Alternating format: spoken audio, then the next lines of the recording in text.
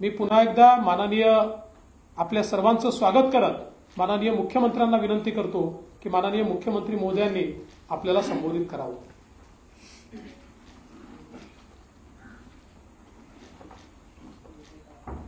सर्व पत्रकारांचं मनापासून स्वागत। दोन्ही उपमुख्यमंत्री महोदयांनी अधिवेशनाबद्दल आपल्याशी संवाद साधलाय। उद्यापासून आपलं पावसाळी अधिवेशन सुरू होत आहे आणि या अधिवेशनामध्ये ठरल्याप्रमाणे विरोधकांनी बहिष्कार घातलाय। खरं म्हणजे या पंचवार्षिकचं शेवटचं अधिवेशन होतं। आम्हाला वाटलं होतं चर्चा करतील, येतील आणि चर्चेतून बरंचसं काही चांगलं जनतेसाठी होत असतं, परंतु त्यांची चर्चा करण्याची बिलकुल इच्छा नाही। पत्रही दिलंय, त्या पत्रामध्ये पण काही नवीन मुद्दे नाहीत। तेच घिसेपिटे प्रश्न उत्तर, अंतिम आठवडा प्रस्तावासारखं आणि एकंदरीत जे काही चर्चा सभागृहात करायची आमची तयारी आहे, उत्तराची तयारी आहे, परंतु त्यांची तयारी नाही। त्यांची तुमच्या समोर येऊन खोटं बोल पण रेटून बोल, जसं देवेंद्रजींनी त्यांना काही उत्तरं दिली, अजितदादांनी दिली। म्हणजे जी वस्तुस्थिती नाही ती वस्तुस्थिती समोर आणून लोकांची दिशाभूल करायची आणि स्वतःची पाठ थोपटून घ्यायची, अशा प्रकारचा त्यांचा जो काही आविर्भाव आहे। गेल्या वेळेस मी म्हणालो होतो की काय अवसान गळालेलं एक अतिशय म्हणजे गोंधळलेला विरोधी पक्ष यावेळेस मात्र थोडं तुमच्या समोर जरा छाती फुगून आले असतील। कारण लोकसभेमध्ये म्हणाले की लोकसभेमध्ये मिळालेलं म्हणजे अपयश यामुळे आता सत्ताधारी पोकळ आश्वासनांचं घोषणा करतील। अरे कुणाचं अपयश आहे? मोदीजींना हरवा हरवा हरवा म्हणून जंग पछाडलं तुम्ही। मोदी द्वेषाने पछाडले, संविधान बदलणार खोटं नरेटिव्ह सेट केलं, आरक्षण जाणार हे म्हटलं, सगळ्या गावागावामध्ये जाऊन हे सगळं खोटं नरेटिव्ह पसरवून तुम्ही काही प्रमाणामध्ये नक्की त्याच्यामध्ये क्षणिक तुम्हाला आनंद मिळालाय, पण एवढं करून सुद्धा काँग्रेसला जागा किती मिळाल्या? 99। पण 3 वर्ष 15व्या म्हणजे 3 टर्म मध्ये आज 15 वर्ष झाली, 40, 50, 99। पण तुम्हाला आता 240 पर्यंत पोहोचायला किती वर्ष लागतील? 25 वर्ष लागतील। आणि एवढं करून काय मिळालं? मोदी प्रधानमंत्री झाले, मोदी या देशाचे प्रधानमंत्री झाले, देशातल्या लोकांनी त्यांना मतदान केलं आणि गिरे तो भी टांग ऊपरवाली म्हण आहे ना। आणि मोदी जिंकले आणि तुम्ही हरलात, तरी सुद्धा आमचे काही लोक दुसऱ्याच्या वरातीत घोडं नाचणारे, बेगानी शादी में अब्दुल्ला दिवाना। अरे काय चाललंय तुमचं? किती मतं मिळाली? किती तुम्ही? अरे उबाटाचं जर सांगायचं तर उबाटा आम्ही समोर 13 लढलो, 7 आम्ही जिंकलो।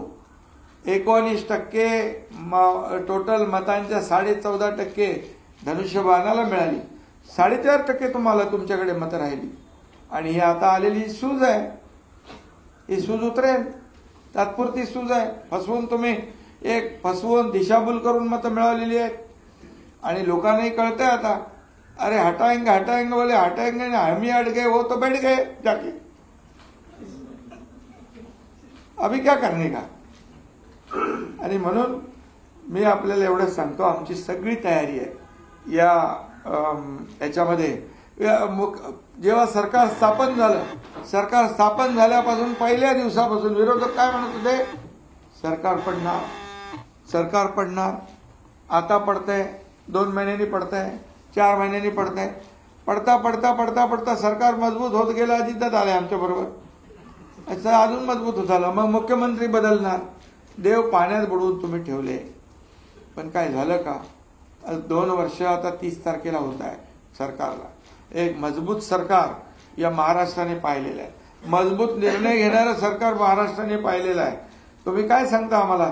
तुम्ही काय दिलं शेतकऱ्यांना? आमच्याकडे आकडेवारी आहे, शेतकऱ्यांच्या तोंडाला पानं पुसण्याचं काम कोणी केलं हे माहिती आहे लोकांना. आज शेतकऱ्यांना वाऱ्यावर आम्ही सोडणार नाही, सोडलंही नाही. आज शेतकऱ्यांना शेतकऱ्यांच्या बद्दल जे काय भाष्य केलं जातं, एनडीआरएफचे आम्ही निकष बदलले, डबल केले, 2 हेक्टरचे 3 हेक्टर केले. सततच्या पावसाचं होणारं नुकसान कधी मिळत होतं, गोगलगाईने केलेलं नुकसान मिळत होतं, आपल्या सरकारने दिलं. 15,000 कोटी रुपये फक्त नुकसान भरपाईचे दिले. 6,000 रुपये मोदी साहेबांचे, 6,000 रुपये राज्य सरकारचे, असे 12,000 रुपये आपण देतो. 1 रुपयात पीक विमा योजना देणारं राज्य पहिलं राज्य आहे. 45,000 कोटी रुपये आतापर्यंत शेतकऱ्यांना नुकसान भरपाई आणि या सर्व योजनांमधून आपण दिलेले आहे. आणि म्हणून हे सरकार काम करणार आहे आणि सर्वसमावेशक. मगाशी सांगितलं देवेंद्रजींनी, कुठलं पाण्याचं ते विदर्भाचं सिंचन, एक तरी सिंचन प्रकल्प 121 सिंचन प्रकल्प आपल्या सरकारने केले, सुधारित प्रशासकीय मान्यता. जवळपास 15 लाख हेक्टर जमीन ओलिताखाली येणार आहे. काय तुम्ही केलं शेतकऱ्यांसाठी? मराठवाडा वॉटर ग्रीड तुम्ही भासणात गुंडाळलं, ते आता आम्ही सुरू करतोय. जलयुक्त शिवार सारखी चांगली शेतकऱ्यांची वरदान ठरणारी योजना तुम्ही बंद केली, देवेंद्रजींच्या काळात चालू होती, ती आम्ही आल्या सरकार आमचं आल्या आम्ही चालू केली. तुम्ही सगळे प्रकल्प बंद केले, मेट्रो पासून सगळं काम बंद केलं, समृद्धीपासून सगळं या अटल सेतूमध्ये दांडा घालून ठेवलं. काय काय केलं नाही तुम्ही? हे सगळे प्रकल्प आम्ही सुरू केले आणि आज सगळीकडे योजना, महिलांसाठी योजना असतील, युवकांसाठी असतील, शेतकऱ्यांसाठी असतील, वरिष्ठ ज्येष्ठांसाठी असतील, हे सगळे किती प्रकल्प शासन आपल्या दारी. कधी झालं होतं? कधी कुणाला शासनाचे लाभ कंटाळून कटकट करून सोडून देत होते लोक? आज शासन आपल्या दारीच्या माध्यमातून कोट्यावधी लोकांना, जवळपास 4 कोटीपेक्षा जास्त लोकांना त्याचा फायदा झाला. हे शासनाचं काम आहे आणि शासन लोकांच्या दारातच म्हणजे शोभून दिसतं, लोकांच्या दारात जाऊन काम करणार हे सरकार आहे. बाळासाहेब ठाकरे म्हणायचे, कोणी आलं तर मंत्रालयातून खाली उतरून त्यांना भेटा. आम्ही तर डायरेक्ट शासन दारी आम्ही घेऊन गेलो. आणि म्हणून ह्या सगळ्या ज्या काही बाबी आहेत, खोटं बोला पण रेटून बोला, या परिस्थितीमध्ये थोडा काळ त्यांना आनंद झालेला आहे. आज पुन्हा मोदी साहेब प्रधानमंत्री झालेले आहेत. आल्या त्यांनी काय केलं? शेतकऱ्यांच्या जे काही इन्स्टॉलमेंट आहे, सन्मान, शेतकरी सन्मान योजना, त्याच्यावर सही केली. आज शेतकरी, कष्टकरी, गोरगरीब लोक आहेत, त्याच्यासाठी आम्ही काम करतोय. आणि यामध्ये तुम्हाला मी एवढंच सांगतो की खोटी आकडेवारी देऊन तुम्हाला क्षणिक आनंद घेता येईल, परंतु लोकांना फसवता येणार नाही. गेल्या 2 वर्षाच्या कामगिरीवर आता उद्या आमचा अर्थसंकल्प आहे. अर्थमंत्री इथे बसलेले आहेत आणि आम्ही खोट्या अफवांचा पाऊस पडणारे लोक नाही. आम्ही जे बोललोय ते दिलेलं आहे, तपासून घ्या. आणि उद्या देखील उद्याच्या अर्थसंकल्पातून काय काय निघेल ते जनतेच्या हिताचंच निघेल, शेतकऱ्यांच्या हिताचंच निघेल, माता भगिनींच्या हिताचं निघेल, तरुण बेरोजगार लोकांच्या हिताचं निघेल, ज्येष्ठांच्या हिताचं निघेल, सगळ्यांच्या हिताचंच. हे सर्व समावेशक, हे सर्वसामान्यांचं सरकार आहे. आणि आज तुम्ही खोटे आरोप करता. उद्योग पळाले, त्याच्यावर तुम्ही तर बोललात, उद्योग पळाले. अरे आज या महाराष्ट्रामध्ये जवळपास 1,37,00,000 कोटीची पहिली गुंतवणूक झाली, नंतर 5 लाख कोटीची इन्व्हेस्टमेंट झाली.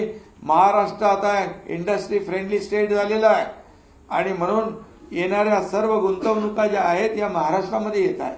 महाराष्ट्रामध्ये पोटेन्शियल आहे, चांगलं इन्फ्रास्ट्रक्चर आहे, कनेक्टिव्हिटी आहे, स्किल मॅनपॉवर आहे. आणि तुम्ही काय केलं? तुम्ही माणूस आला की सगळं चर्चा झाल्यानंतर शेवटी आमचं काय, आम्ही ते विचारत नाही.